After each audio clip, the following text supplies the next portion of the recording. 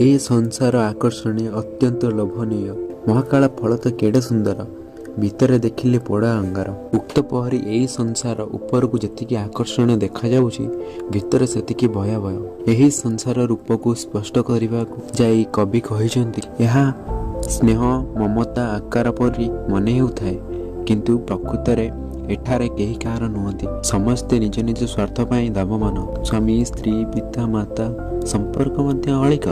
ए अंधार संसार रे समस्ते दुई दिनिया कुणिया परी समय आसिले जेजा बाटरे चली जिवे किंतु मृत्यु मनुष्य भवरंग बजार आकर्षण पछरे धाई धाई तार तार समस्त जीवन शेष कर पकाउछि अथे टिकिए हेले सफलता हासिल करि पारु नाही। ए संसार रे सुख शांति बोली किछि नहीं शांति नहीं बोली भाबे मानव जीवन चाह भी सुख शांति बोली मन हेउछि ताहा दिने ना दिने पानी फटा परे मिलि जिवो। जहा सब आकर्षणीय मन हेउछि ताहार चमक बिजुली पर तत्क्षणात जीवटी सरी जीव थिबा जाए समस्ते पचारुथिबे किंतु जीवन चलीगला पर स्त्री मध्य सही शरीर को भय करिथाए।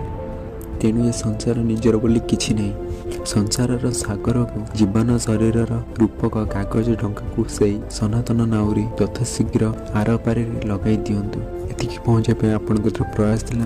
यदि वीडियोटी भल लगे लाइक शेयर सब्सक्राइब करो।